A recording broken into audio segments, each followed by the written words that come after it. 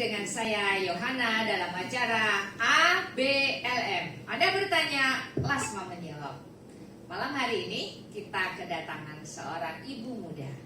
Namanya Ibu Lydia. Selamat malam Ibu Lydia. Selamat malam. Ibu Lydia mempunyai pertanyaan yang boleh dibilang seru, juga unik, juga kayaknya termasuk banyak pertanyaan para ibu-ibu muda ini ya. Cukup pelik, ada kasus juga pertanyaan yang boleh dibilang cukup pelik. Nah, apa itu? Kita persilahkan Ibu Lydia yang mengajukan pertanyaan kepada Ibu Lasma. Silakan Ibu Lydia. Ya, terima kasih Ibu.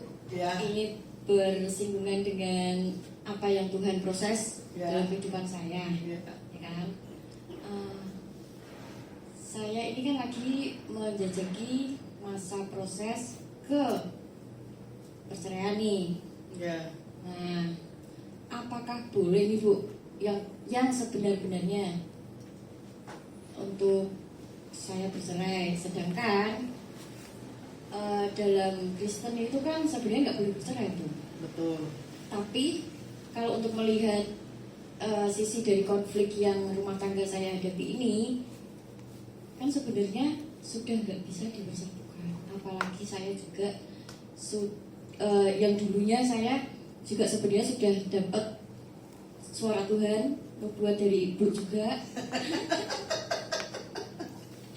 Gimana tuh Bu? Ini host luar biasa pengakuan dirinya. Ya, saya mengenal Ibu Lydia Syasha ini 11 tahun yang lalu di satu komunitas, ya. Bagaimana di situ dia menghampiri saya selesai ibadah, dia bilang, "Ibu, saya mau minta berkat untuk saya mau menikah. Mana pasangannya?" Ini. Nah, ini dia toh. "Loh, kamu mau dengan laki-laki yang ini?" Tuh. Saya bilang, "Laki-laki ini teng. Berjalan dengan waktu saya nggak tahu. Ternyata Lydia ini sudah menikah. Perjalanan saya nggak tahu selanjutnya seperti apa. Entah kenapa dia colek lagi saya di Facebook. Waktu saya ada perayaan Natal Paskah di lapas wanita. Salah satu penyumbang dana punya teman-teman yang mau mensponsori pelayanan saya. Waktu saya lihat kayak ini enak, gitu tuh diberkati. Berjalan dengan waktu lagi ternyata dia punya konflik pernikahan dalam kehidupannya. Saya selalu memperhatikan kehidupan orang ini, jatuh dan bangunnya, ya. Ternyata berjalan dengan waktu saya bilang, "Hei, kenapa kamu kok jelek banget? Kok kamu kurus? Kenapa kamu di media punya bahasanya kok begitu sih?" Dia cerita. Akhirnya dia ketemu. Ya, ketemu saya bilang begini, "Kamu berdoa sebelum mengambil keputusan. Karena pernikahan dalam Tuhan, gereja terutama, sudah diberkati. Itu di hadapan Tuhan, di hadapan jemaat, dan di hadapan yang lain-lainnya. Jadi bagi saya menggarisbesarkan tidak boleh ada perceraian. Tapi kalau kamu tidak sanggup, itu keputusanmu. Bercerai, ya silakan, tapi tidak ada pernikahan kecuali mau. Bisa tidak kamu di alam usia begini muda tidak menikah lagi?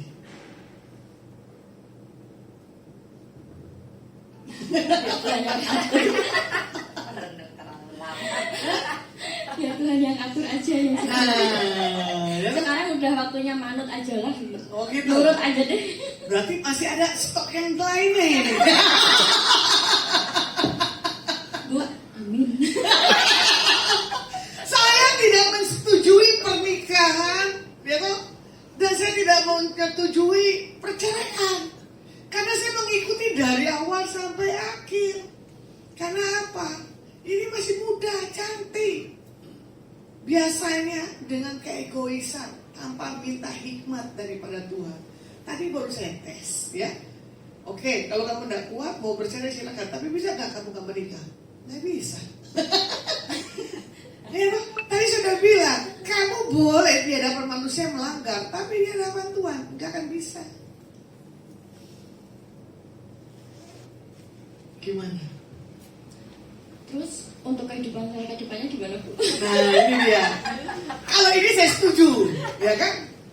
Makananku adalah melakukan kehendak Tuhan. Firman Tuhan katakan begitu Alkitab, ya.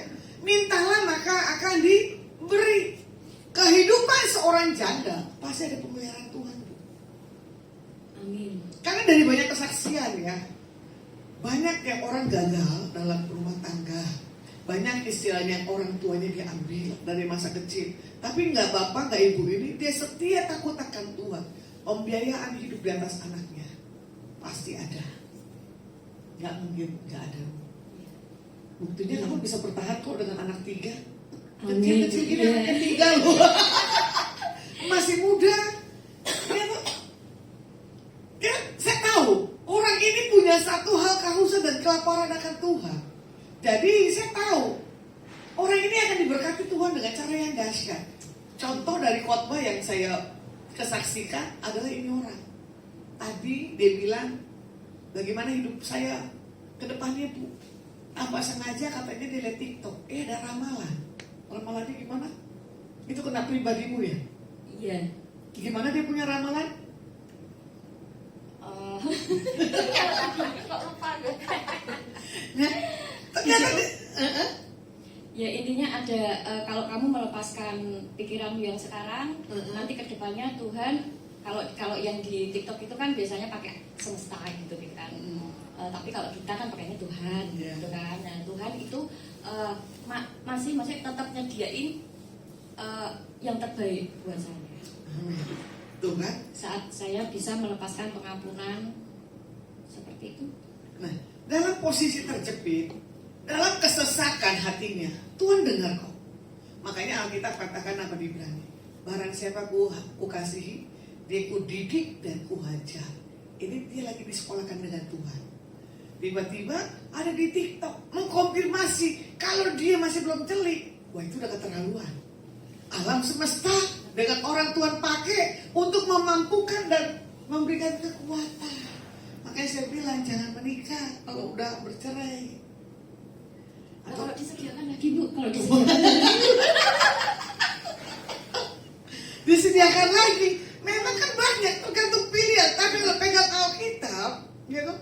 Tuhan tidak mengizinkan ada perceraian dan tidak boleh ada pernikahan.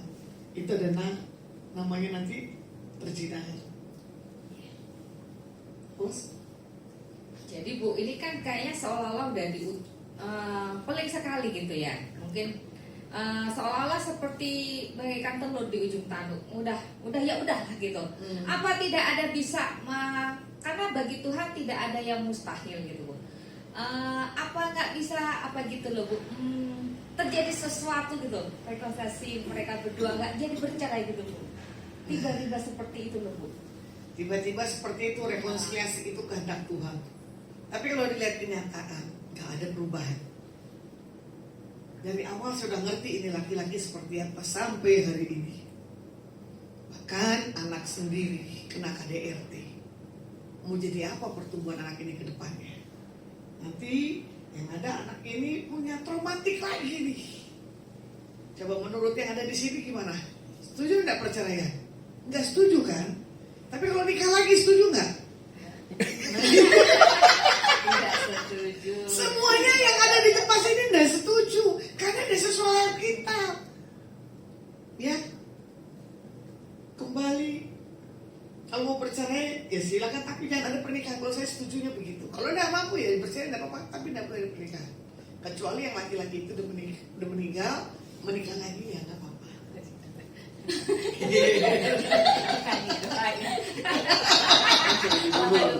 Itu tergantung imannya masing-masing.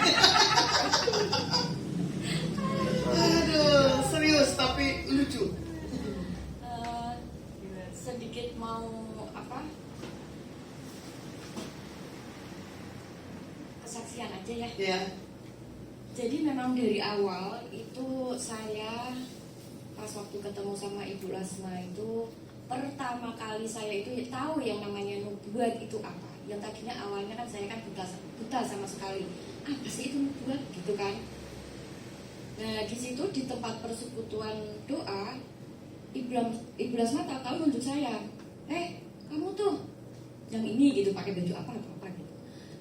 Kamu tuh nanti enggak pas waktu itu doa sendiri setelah itu ya dia ngomong gini, kamu, intinya saya tuh punya jodoh sendiri, tapi karena berhubung waktu itu saya bawa Pacarnya.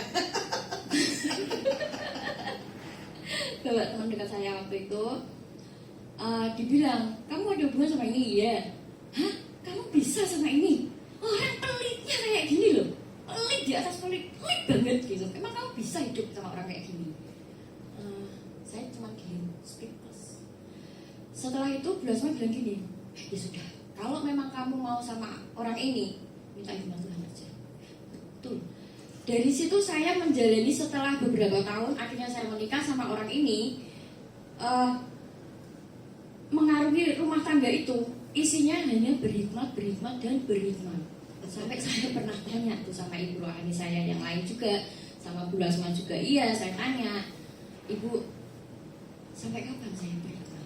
Itu saya belum pernah ngomong sama siapapun, keluarga saya, baik keluarga saya maupun ibu Lasma atau siapapun itu, bahwa ada konflik di rumah tangga saya. Saya selalu simpan sendiri, tapi saya hanya tanya, sampai kapan saya berhikmat? Terus ibu rohani saya, iya ibu rohani saya yang lain juga itu kan, cuma jawab, sampai waktunya selesai. Oke. Pada saat itu, setelah itu, saya berdoa. Saya minta sama Tuhan, saya mau tunjukin saya harus terus atau bagaimana gitu, karena saya sebenarnya secara manusiawi, secara kedagingan saya udah gak kuat. Nah, tapi secara manusiawi, secara pikiran saya sendiri, akal saya sendiri, saya tuh pengennya juga berlanjut. Saya malu kalau ini dipertahankan, kalau ini sampai selesai, saya juga malu karena ini pilihan saya. Satu, betul ini salah pilihan. Saya kalau orang Jawa bilang diulang lagi ya. Kalau orang Indonesia apa ya ngomongnya? Bukan.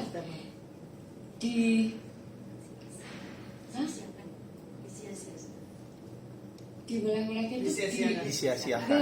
Ibu tuh ngomongin saya. Nah, bener kan? Salah kan? Kamu nggak nurut kan? Gitu. Sekarang rasain kan? Mau sampai berapa lama? Gitu. Kalau orang Jawa pasti tahu ya, diulang-ulangin itu tahu. Dilelek ya, Bu. Ya, dilelek. Nah, kayak gitu. Jadi memang pada saat kalau saya meneruskan hubungan rumah tangga seperti ini, tapi waktu itu nubuat dari Bu Lasma bilang nggak bisa. Bukan jodoh saya, orang ini bukan jodoh saya, tapi saya yang nekat dan saya yang bandel. Dari dulu ibu rohani saya, baik Bu Lasma ataupun yang lainnya pun juga selalu bilangin saya itu anak rohani yang paling bandel, paling ngeyel, dan paling kayak gitu. Ya gitulah. Sakit gitu loh. Nah, terus kalau belum sampai kena goalnya gitu, belum ngerasain sendiri, itu rasanya tuh kayak belum puas gitu. Tapi kalau begitu udah ngerasain, oh iya ya Tuhan, terima kasih karena ini setiap prosesmu itu memang untuk mengajarkan saya, mendidik saya untuk bisa jadi tahu dan lebih mengenal kebaikan Tuhan yang luar biasa seperti itu. Itu Bu. Jadi intinya waktu itu awal pokoknya saya sudah dikasih tahu, tapi saya terus menerjang sampai saya salah pilihan dan sampai mentok pada hari ini. Pada hari ini ya saya nurut aja lah apa yang jadi ketetapan Tuhan. Yang penting Amin. saya udah lakukan yang terbaik buat rumah tangga saya. Amin. Gitu. Jadi dari kasusnya ini Bu, boleh nggak ini mungkin kan yang muda-muda yang belum menikah, dari pelajaran kan suatu pelajaran ya gitu ya untuk anak-anak muda memilih pasangan, bisa Ibu kasih wejangan ini buat anak-anak muda yang lagi cari-cari dan mungkin lagi baca apa yang salah apa gimana, mereka sedang mengalami pergumulan itu. Nah, boleh Ibu kasih wejangan kesimpulan dari Saya simpulkan buat malam hari ini, minta sungguh-sungguh pasangan yang dari Tuhan. Ya, karena berapa kali banyak kejadian ya seperti itu. Saya bilang jangan laki-laki ini begini. Lebih enak kita dapat meset persentuhan oleh orang daripada kita. Karena apa? Kita sendiri bucin, buta cinta. Masih bercinta dapat sentuhan. Banyak yang kebablas. Yang tak dapat persentuhan bisa 1 hari pernikahan bisa gagal. Ada yang baru 2 minggu belum disentuh sama sekali, tok di pengadilan. Ini banyak kasus-kasus yang saya hadapi. Hari ini juga saya temukan lagi. Ternyata menikah dengan tanpa tanya Tuhan, laki-laki ini itu melambai. Ya, putus lagi di tengah jalan. Atau laki-laki itu tidak punya satu rangsangan seks di atas perempuan itu. Bahkan perempuan itu diangkurin loh, puluhan tahun loh. Ya, nggak disentuh sama sekali loh. Pernikahan sudah 50 tahun. Bayangin. Tapi laki-laki ini lebih suka sentuh yang lain-lain. Tidak ada hubungan seksnya. Hari-hari ini saya sarankan simpulkan doa sungguh-sungguh buat pasangan hidup yang dari Tuhan. Jangan sampai kegagalan Lydia dan yang lain-lain gitu ada di dalam setiap kehidupan anak-anak Tuhan. Jadi buat hari ini saya tekankan banyak berdoa. Oke. Luar biasa ya. Kita bisa belajar dari kehidupan rumah tangga Ibu Lydia. Bukan sesuatu yang ini patokan, tetapi sesuatu hal yang benar-benar kita harus cari sungguh-sungguh ya. Perkenanan Tuhan dan keinginan Tuhan. Karena ini seumur hidup ya Bu ya. Oh, patokannya. Bikin surga di bumi apa neraka di Nah, bumi. itu dia. Oke. Baik, Bapak Ibu. Seru ya pertanyaan-pertanyaan ini yang Bapak Ibu saksikan di episode sebelumnya juga. Hari ini juga pertanyaan banyak, begitu banyak orang. Nah, mungkin pertanyaan ini juga yang dinanti-nantikan oleh saudara-saudara pemirsa yang menonton ABLN. Baik, jika ada pertanyaan ya yang ingin diajukan ya Bapak Ibu bisa chat di WA 0877 8826 0871. Oke Bapak Ibu, sampai jumpa di acara episode ABLN berikutnya. Anda bertanya, Lasma menjawab. Tuhan Yesus memberkati.